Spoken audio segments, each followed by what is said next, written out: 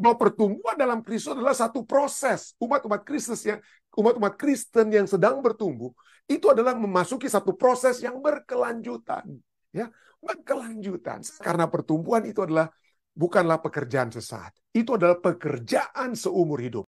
Bertumbuh itu harus ada apa? Ada yang berubah, walaupun dari sedikit ke sedikit. Sebelum kita menerima Kristus, kita mungkin cepat marah, cepat tersinggung, ya, cepat naik darah, sakit hati. Ya. Tapi kalau kita sudah memiliki kedewasaan rohani, gantinya kita cepat sakit hati, cepat naik darah, cepat tersinggung, dan lain sebagainya. Kita lebih sabar. Kita dapat menjadi umat-umat Tuhan yang lebih sabar. Jangan Anda menjadi kecil hati. Kalau ada satu saat, aduh, gagal lagi saya pendeta. Kenapa sih marah lagi hari ini? Nah, tapi perubahan itu adalah satu proses. Bertumbuh dalam Kristus itu membawa kita untuk berdiri teguh. Ya. Tidak goyang oleh rupa-rupa angin pengajaran. Kita harus bertumbuh dalam kebenaran firman yang sesuai. Bertumbuh dalam Kristus harus berbuah. Apa itu buah tersebut? Adalah kebenaran yang dihidupkan. Yang kita kemudian katakan. Apa sajakah angin pengajaran yang bertiup melalui gereja kita dewasa ini? Dan bagaimanakah kita dapat berdiri teguh melawannya? Bawalah jawaban Anda ke kelas pada hari Sabat. Oke, saya tidak akan bahas itu angin pengajaran. Kita sudah sering bahas waktu lalu. Kita sudah sering bahas tentang ya Sabat-sabat, tentang perayaan-perayaan Sabat yang berbeda, Sabat perayaan dan lain sebagainya yang ada di Indonesia pada saat ini, ya, yang masih ada, yang tidak sesuai dengan ajaran keseluruhan dari Alkitab. Tapi coba Anda bahas. Kita sudah pernah bahas itu berkali-kali di acara sekolah sahabat kita. Ada begitu banyak saat ini angin-angin pengajaran yang seakan-akan, wih, ini baru nggak seperti biasanya. Sehingga kita seakan-akan memiliki kebenaran tersebut. Orang-orang lain itu tidak memiliki. Kita memiliki apa? Wah, saya memiliki kebenaran. Saya lebih hebat. Saya lebih hebat dari orang lain. Saya lebih hebat. Karena saya memiliki pengajaran yang bahkan ini dosen-dosen UNCLAP sendiri pun itu dosen-dosen UNAI, dosen-dosen pematang siantar itu aja nggak ngerti. Kami ngerti. Wah, itu kan memecahkan. Adakah kita membawakan kebenaran tersebut dengan satu tujuan berpusat pada Kristus, satu persatuan, membawa kita untuk bertumbuh dalam kasih, bertumbuh dalam kasih. Kita sudah pelajari, ya. Kita sudah pelajari bagaimana tujuan diberikannya karunia rohani, ya. Tujuan diberinya karunia rohani adalah apa? Efesus 4 ayat 11 sampai 12. Ialah yang dikatakan apa? Ialah yang memberikan baik para rasul-rasul maupun nabi-nabi, baik pemberita-pemberita Injil maupun gembala-gembala dan pengajar-pengajar untuk memperlengkapi orang-orang kudus. Mereka itu memimpin supaya apa? Supaya yang lainnya tahu, ya, untuk memperlengkapi semua orang, ya, bagi pekerjaan pelayanan. Mereka melayani sebagai nabi, rasul, dan lain sebagainya. Tapi semua orang-orang kudus juga harus memiliki pekerjaan pelayanan. Kita sudah pelajari karunia rohani bukan hanya diberikan pada orang yang memiliki 5 talenta, memiliki 2 talenta, atau 1 talenta. Semua dapat dengan kata lain, ya, semua dapat. Jadi untuk memperlengkapi orang kudus bagi pekerjaan pelayanan, bagi pembangunan tubuh Kristus. Bukan untuk pisah-pisahkan, oh saya lebih tahu, saya lebih jago, dan lain sebagainya. Jadi itulah tujuan diberinya karunia rohani. Nah, cukup menarik. Mari kita mempelajari sedikit dari beberapa kata di sini. Memperlengkapi. Waduh, apa artinya equipping bahasa Inggrisnya, ya? Memperlengkapi dari kata-kata stismon, katartismon, ya. Itu berasal dari kata katartiso, yang artinya katartiso itu artinya apa, ya? To put right, to put into its proper condition, untuk dibenarkan, ya, untuk diluruskan, diatur agar berada dalam kondisi yang tepat. Artinya, puji Tuhan untuk penginjil-penginjil dari zaman Rasul Paulus, itulah rasul-rasul, ya, gembala-gembala dan pengajar yang membantu agar ada ajaran-ajaran yang benar, ada kelurusan daripada pemahaman-pemahaman firman Tuhan, ya. Diatur agar berada dalam kondisi yang tepat. Bukan hanya dari segi teologisnya, tapi juga dalam segi agar pelayanan dapat dilakukan, ya. Agar pelayanan dapat dilakukan oleh setiap umat-umat percaya. Nah, kata memperlengkapi, kata-kata tiso ini, artinya yang kita dibenarkan ini artinya kita tadinya mungkin masih kusut kehidupan kita, masih kusut keadaan kita, masih, orang Manado bilang baku cako, ya, masih baku cako. Jadi kita dibenarkan, diluruskan, ya, kita semua dapat dibenarkan dan diluruskan. Matius 4 ayat 21 menggunakan kata katartiso itu untuk apa? Jadi Yesus pergi, ya, itu pada saat dia panggil murid-muridnya, ya.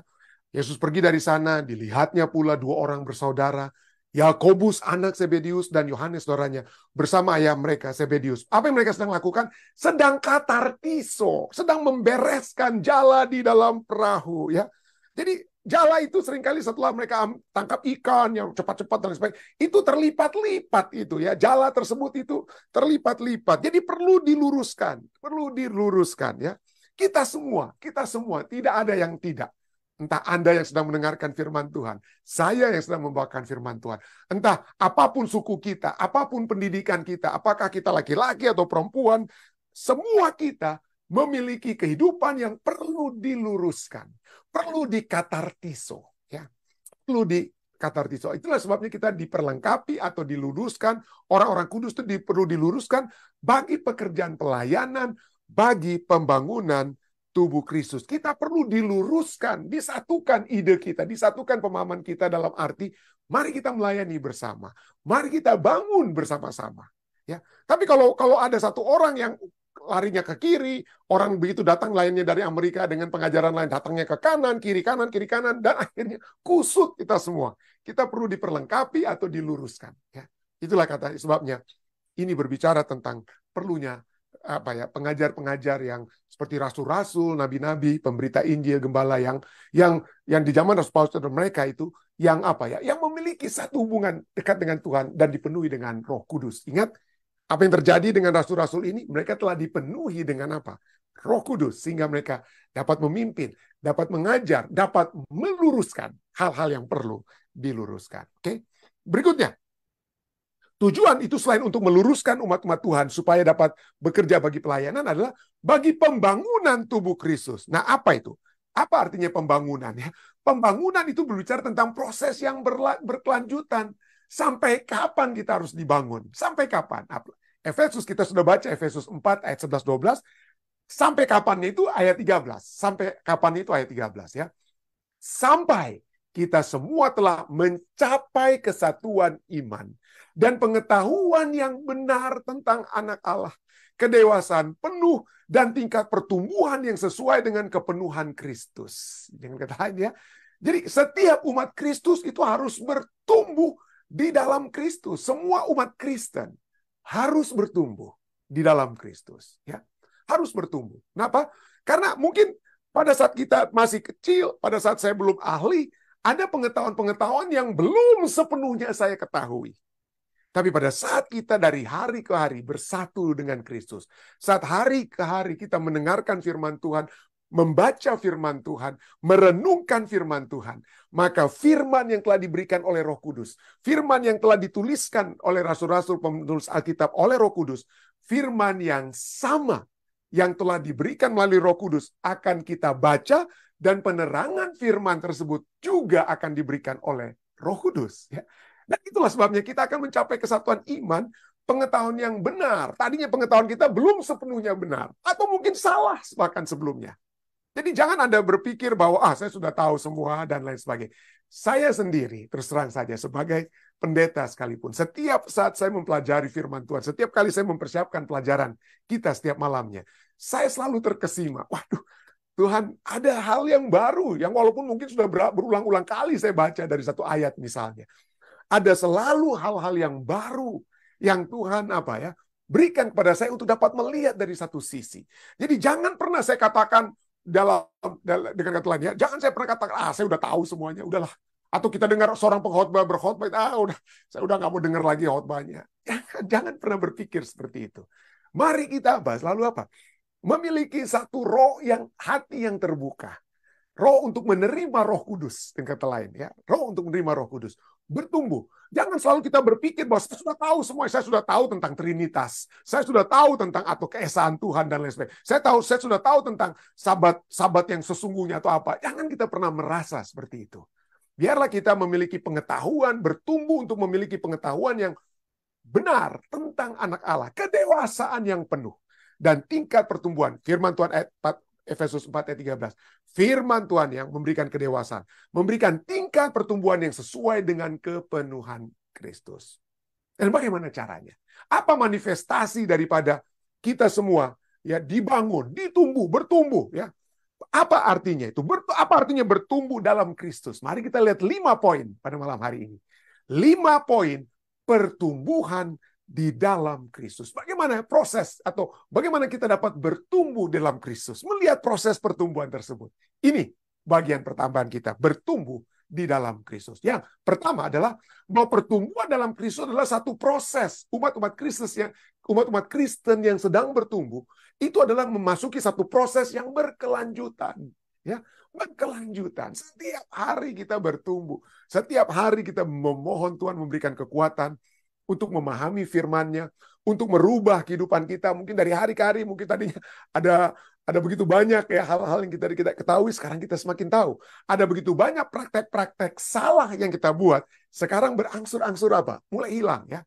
Jadi bertumbuh dalam Kristus artinya satu proses. Di dalam Kristus itu kita tidak langsung terjadi seketika. Tujuannya itu tidak langsung kita dapat capai. Tidak. Itu tidak terjadi langsung secara seketika. Itu merupakan satu proses yang terjadi dari hari ke sehari. Ellen White dalam Testimonies for the Church, volume 4, halaman 367 katakan, manusia dapat bertumbuh ke dalam Kristus. Itu kepala kita ya. Kristus adalah kepalanya yang hidup. Kepala kita yang hidup. Itu atau hal ini bukanlah pekerjaan sesaat, tetapi pekerjaan seumur hidup. Ya, pekerjaan seumur hidup. Jadi seringkali kita menjadi kecewa. Aduh, pendeta, saya sudah mencoba untuk memiliki satu kehidupan yang berubah, tapi kok aduh, ada gagal-gagalnya situ ya. Itu bukan pekerjaan sesaat. Perubahan dalam kehidupan kita. Jangan kita menghakimi orang lain. Kata, oh ini tiap malam ikut. Atau tiap hari ini ikut pembahasan firman Tuhan. Tapi kok kelakuanmu itu kok masih sama dengan dulu. Seringkali mungkin ada suara-suara seperti itu. Jangan kita menjadi kecewa. Jangan kita menjadi kecewa. Kenapa? Karena pertumbuhan itu bukanlah pekerjaan sesaat. Itu adalah pekerjaan seumur hidup. Jadi ini pelajaran, Testimonies katakan, ini bukanlah pekerjaan sesaat, tapi pekerjaan seumur hidup. Dengan bertumbuh setiap hari dalam kehidupan ilahi, dia tidak akan mencapai tingkat pertumbuhan penuh. Manusia, saya dan saudara, tidak akan mencapai tingkat pertumbuhan penuh sebagai manusia sempurna dalam Kristus sampai masa percobaannya. Ya. Sampai masa dispensation, artinya sampai kedatangan Yesus. Sampai menjelang kedatangan Yesus, sebelum pintu kasih yang tertutup dengan lain, kita masih akan terus bergumul dalam pertumbuhan kerohanian kita. Ya. Sampai kapan? Sampai masa percobaannya berhenti. Bertumbuh adalah pekerjaan yang berkelanjutan. Pekerjaan yang berkelanjutan. Oke, itu poin pertama. Yang kedua, bertumbuh itu harus ada apa? Ada yang berubah, walaupun dari sedikit ke sedikit. Seorang bayi, dia tidak dapat apa? Dia tidak dapat mungkin merangkak, tapi akhirnya dia dapat merangkak. Kemudian seorang bayi, dia berubah. Dari merangkak dia untuk bergerak, dia dapat berdiri, dan lain sebagainya. Jadi, ada perubahan yang dapat terjadi pada saat kita bertumbuh. Yaitu apa? Misalnya, dari masa kanak-kanak, kita menuju dewasa. Kita sudah pelajari tadi ya. Mencapai kedewasaan iman, dan lain sebagainya.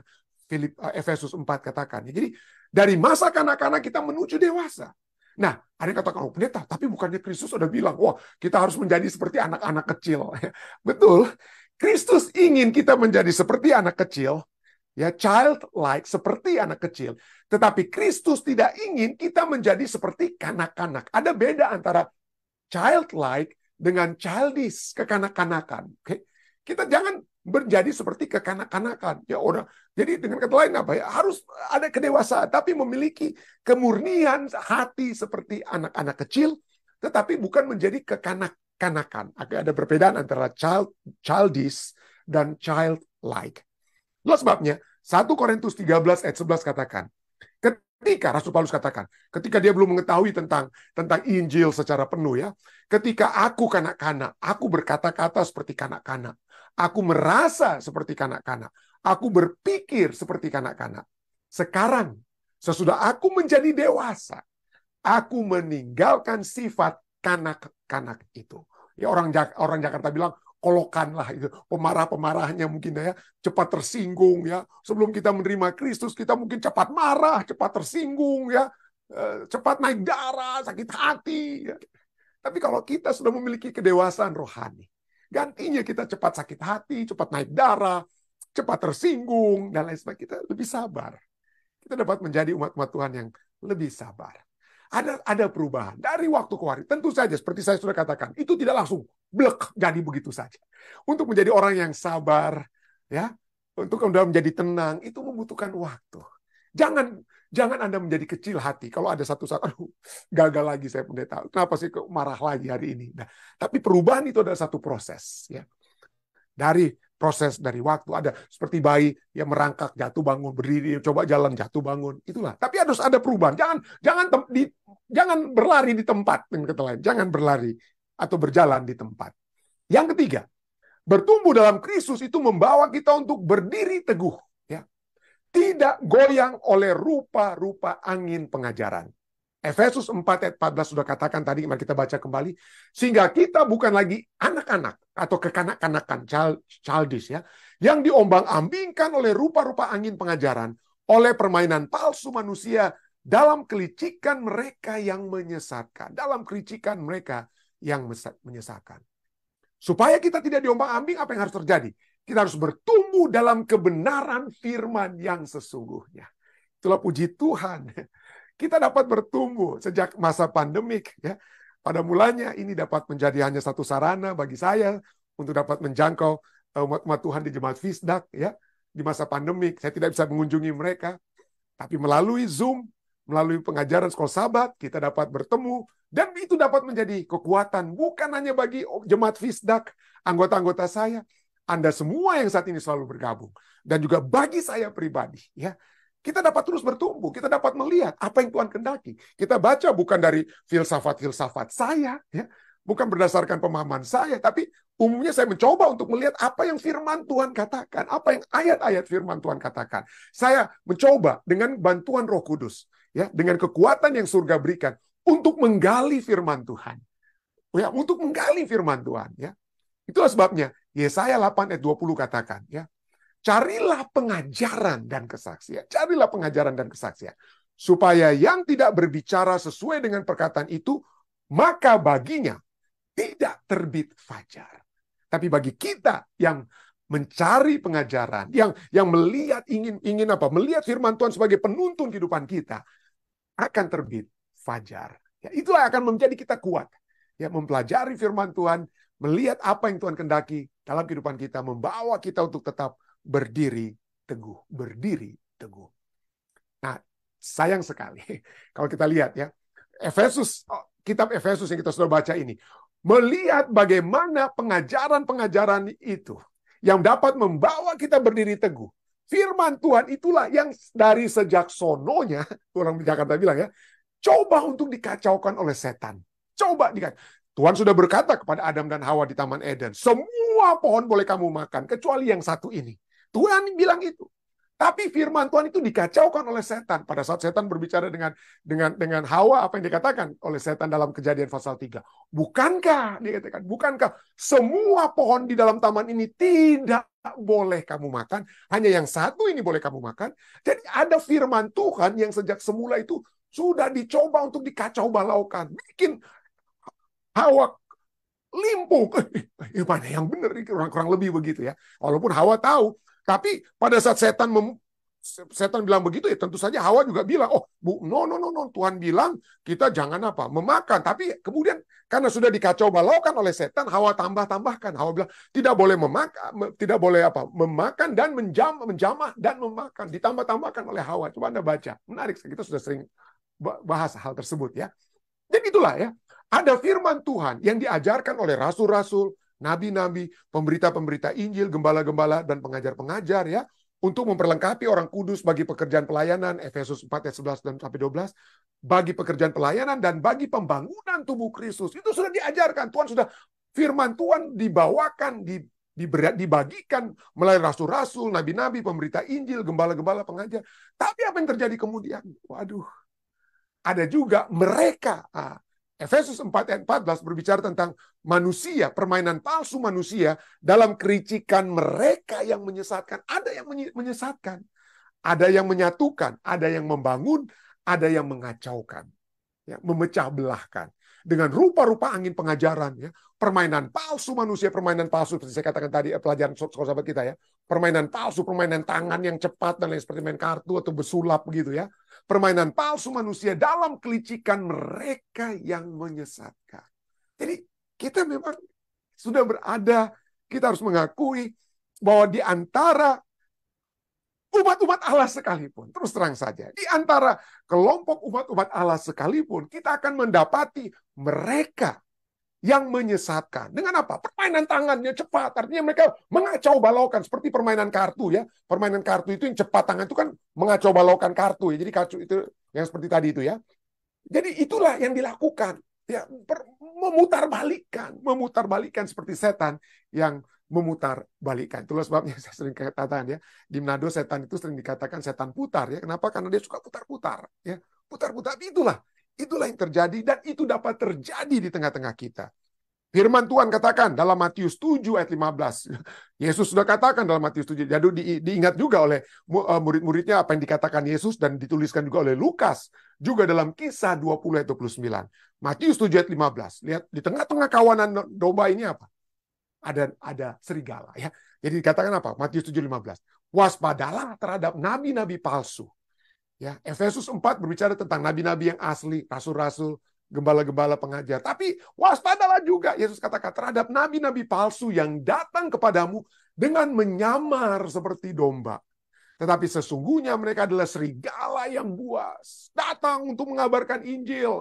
Ujung-ujungnya apa? Waduh. Ya, di Amerika Serikat ini.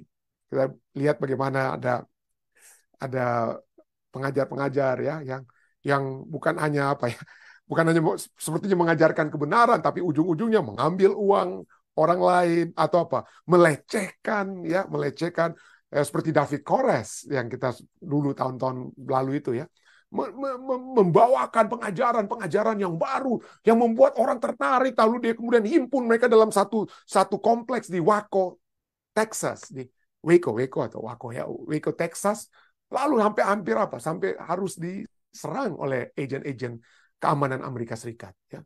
Jadi itulah sebab adanya hati-hati. Kenapa? Adakah perbuatan daripada nabi-nabi palsu ini sesuai dengan firman Tuhan? Kenapa? Karena seperti David Kores ya, dan juga yang lain-lainnya. Apa ujung-ujungnya ya? Ya mereka melecehkan wanita-wanita yang menjadi pengikut mereka. Mereka mengambil uang-uang daripada orang-orang. Gantinya, ya kita dapat memberikan uang untuk ministry dan lain sebagainya. Tetapi kalau itu digunakan untuk memperkaya si pembicara atau si nabi tersebut, wah itu bukan sesuatu hal yang sesuai dengan firman Tuhan ya. Bukan sesuai dengan firman Tuhan. Jadi waspadalah terhadap nabi-nabi palsu yang datang padamu dengan menyamar seperti domba, tetapi sesungguhnya mereka adalah serigala yang buas. Wah, jangan lagi percaya dengan organisasi gereja Advent. Saya ajaran kami lah, kumpullah perluanmu kepada saya pribadi. Itu hati-hati dengan seperti begitu ya. Kisah 20 ayat 29. Aku tahu, firman Tuhan katakan, aku tahu bahwa sesudah aku pergi, serigala-serigala yang ganas akan masuk ke tengah-tengah kamu dan tidak akan menyayangkan kawanan itu. Tidak akan menyayangkan kawanan itu. Jadi hati-hati. Ya, waspadalah, berwaspadalah. Jadi bagaimanakah caranya? Oke. Firman Tuhan tadi Matius 7 ayat 15, waspada. Jadi bagaimana supaya kita waspada? Bagaimana supaya kita tahu, pendeta? Mungkin Anda tanyakan begitu ya. Waspadalah terhadap nabi-nabi palsu yang datang padamu, yang menyamar seperti domba, yang sesungguhnya mereka adalah serigala buas. Ayat 16 dan 17 kasih tahu kita. Bagaimana caranya? Kita mengetahui. Bagaimana supaya kita waspada? Apa itu? Matius 7 ayat 16-17. Dari buahnya lah, hasil perbuatannya lah, kamu akan mengenal mereka. Dapatkah orang memetik buah anggur dari semak duri atau buah ara dari rumput duri? Demikianlah setiap orang yang baik menghasilkan buah yang baik, sedangkan pohon yang tidak baik menghasilkan buah yang tidak baik. Seperti saya katakan David Kores tadi. Dan tokoh-tokoh lainnya dalam sejarah umat Kristen. Ya. Apa yang mereka lakukan? Ya. Apa yang mereka telah lakukan? Melecehkan orang-orang yang mengikuti mereka, mengambil uang-uang orang dan lain sebagainya, minta untuk ministry, padahal mereka buat untuk membeli pesawat terbang pribadi dan lain sebagainya. Hati-hati dengan hal tersebut. Itulah, dari buahnya lah kamu akan mengenal mereka. Jadi, kita sudah lihat bagaimana ada, saya katakan 5, bertumbuh dalam Kristus ya. Yang pertama, berkelanjutan, tidak langsung terjadi seketika, harus dari hari ke hari. Berubah dari masa kanak-kanak, harus berubah menjadi dewasa. Berdiri teguh, tidak goyang oleh rupa-rupa angin pengajaran. Dan yang keempat, kita juga harus, kalau ayat kedua hampir sama dengan keempat, tapi yang satu berubah, yang ini harus berbuah. Nah, seperti tadi juga, kita sudah lihat ya. Kita harus berbuah, bertumbuh dalam Kristus, harus berbuah. Seperti pohon-pohon. Pohon apel, waktu masih kecil juga tetap, sampai dia menjadi pohon apel yang dewasa, tapi dalam tahap-tahap kehidupannya itu dia selalu ada buah-buah yang dihasilkan. Sampai dia sudah menjadi pohon yang mata atau dewasa sekalipun, tapi tetap dari sejak semula ada buah-buah yang dihasilkan. Jadi itu, apa itu buah tersebut? Adalah kebenaran yang dihidupkan. Kalau saya berbicara tentang apa? Tentang kasih Tuhan, kasih kepada sesama, mari kita menghormati, mari menghormati sesama kita. Tapi kemudian saya bersinah dengan mereka. Bagaimana itu? Apakah itu saya memiliki kehidupan yang dihidupkan? Ya. Jadi berbuah artinya memiliki kebenaran yang dihidupkan melalui dan di dalam kasih. Dalam kasihnya siapa? Kasih Kristus yang sudah berlimpah kepada kita, dan dalam kasih itu kita bagikan kasih Kristus, bukan kasih yang besar dalam hati saya, bukan my love. Pak. Kalau cuma kasih saya mungkin ya bisa dipelintir-pelintirkan itu definisi kasih manusia itu. Tapi ini kasih Kristus ya. Kebenaran yang dihidupkan melalui dan di dalam kasih. Efesus 4 ayat 15 katakan, tetapi dengan teguh berpegang kepada kebenaran di dalam kasih. Kita bertumbuh dalam segala hal ke arah Dia, Kristus yang adalah kepala. Nah, kenapa? Dua kata ini saya sudah katakan tadi di bagian pendahuluan ya. Bahwa kebenaran dan kasih itu tidak boleh dipisahkan. Ada orang bilang, maunya dia cuma ngomong kasih. Waduh, tapi nggak ada kebenarannya itu. Tapi khotbahnya kasih terus. Tapi kebenaran dari apa yang dia khotbahkan atau apa nggak ada. Tapi ada juga orang yang, waduh, kebenaran itu dia ambil ayat demi ayat, dia hantam orang kiri kanan dari ayat firman Tuhan, dia hantam orang kiri kanan dengan kebenaran, dia kutipan-kutipan firman Tuhan, tapi tujuannya untuk apa? Untuk menghantam orang lain, bukan untuk membangun. Ya, seringkali kita melihat ada pengkhotbah bicara seperti itu. Ya, betul. Kita firman Tuhan itu bagaikan pedang bermata dua yang dapat membelah kita, memisahkan kita dari dosa kita.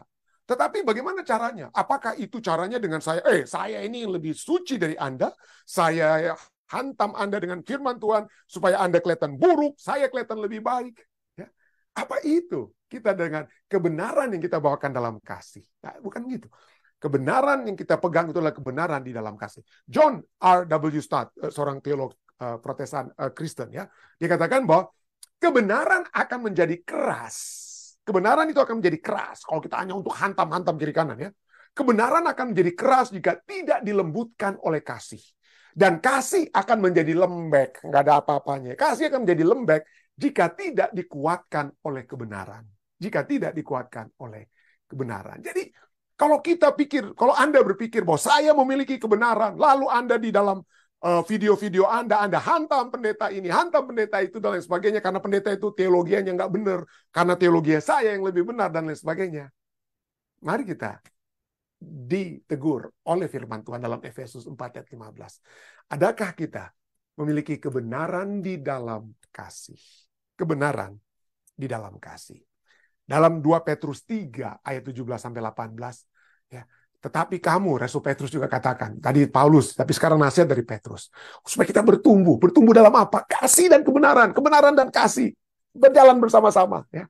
Tetapi kamu, saudara-saudaraku yang kekasih, kamu telah mengetahui hal ini sebelumnya. Karena itu waspadalah, supaya kamu jangan terseret ke dalam kesesatan orang-orang yang tidak mengenal hukum. Dan jangan kehilangan peganganmu, kebenaranmu yang teguh, jangan sampai hilang. Tetapi bertumbuhlah. Kebenaran itu harus ditumbuhkan dalam apa? Hantam-hantam orang lain? Bukan. Bertumbuhlah dalam kebenaran tersebut, dalam kasih karunia, dan dalam pengenalan akan Tuhan dan Juru Selamat kita, Yesus Kristus. Bagaimana kita bertumbuh? Maka kita harus berbuah, yaitu kehidupan yang memiliki kebenaran dan kasih. Dan yang terakhir, poin yang terakhir, berkomunitas. Kita sudah berkelanjutan, bertumbuhan itu adalah berkelanjutan, berubah, berdiri teguh, berbuah, dan sekarang berkomunitas. Kekuatan yang diperoleh melalui Kristus sebagai kepala, dan kebersamaan dengan anggota tubuh lainnya. Ya, dengan anggota tubuh lainnya, jemaat yang sebagai tubuh, Yesus sebagai kepala, kita sebagai jemaatnya sebagai tubuh, Maka kesatuan itu membawa kita dapat berjalan bersama-sama. Seorang bayi, dia mulai apa? Dia mulai dengan apa? Merangkak. Ya, dengan tangannya. Tapi lama-kelamaan dia kemudian apa? Dia dapat dibantu. Dia dapat berdiri dengan kaki yang berdiri dan lain sebagainya. Demikian juga dengan kita semua. No man is an island. Tidak ada seorang pun yang dapat bergerak berdiri sendiri. Ya, kita sudah sering mendengar pepatah Afrika. Kalau Anda ingin berjalan cepat atau kalau Anda ingin bergerak cepat, larilah, berjalanlah sendiri. Tapi kalau Anda ingin mencapai tujuan, berjalanlah bersama. Demikianlah kalau kita ingin bertumbuh dan mencapai kedewasaan penuh dalam Kristus, bertumbuh dalam Kristus, mencapai kesempurnaan pertumbuhan di dalam Kristus, berjalanlah bersama. Berjalanlah bersama. Firman Tuhan dalam Efesus 4, 15, 16 katakan, tetapi dengan teguh berpegang pada kebenaran dalam kasih kita bertumbuh dalam segala hal ke arah Dia, Kristus yang adalah kepala. Daripadanya lah seluruh tubuh yang rapi tersusun dan diikat menjadi satu oleh pelayanan semua bagiannya. Berkomunitas artinya bukan hanya pendeta rantung, bukan hanya ketua-ketua ini yang bicara. Kita semua, kita memikirkan apa yang dapat saya lakukan. Ya, kita dapat berdoa kepada Tuhan, apa yang dapat saya lakukan hari ini? Kalau itu yang kita pikirkan, kita sudah pernah bahas ya, bagaimana orang-orang Okinawa di Jepang memiliki ikigai. Ya, apa kira-kira kehidupan yang akan saya terapkan pada hari ini? Apa yang dapat saya lakukan untuk komunitas saya? Apa yang dapat saya lakukan? Mungkin dia pergi ke tetangganya, ibu-ibu tua, opa-opa tua di Jepang, pergi ke tetangga, saling menguatkan satu dengan lain, saling membantu satu dengan lain. Dan mereka memiliki ikigai, itu ya. Itu dia. Kita semua adalah satu oleh pelayanan semua bagiannya. Sesuai dengan kadar pekerjaan tiap-tiap anggota, kita menerima pertumbuhannya dan membangun dirinya dalam kasih. Kiranya kita semua dapat bertumbuh bersama-sama, berkomunitas bersama-sama, sehingga kita semua akan dibangun ya dengan karunia-karunia rohani yang Tuhan sudah percayakan pada kita. Kita gerakkan semuanya agar supaya kita semua menjadi dewasa di dalam iman kita kepada Tuhan. Kiranya ini menjadi bagian kita semua. Saya bawa ini dalam nama Yesus. Amin.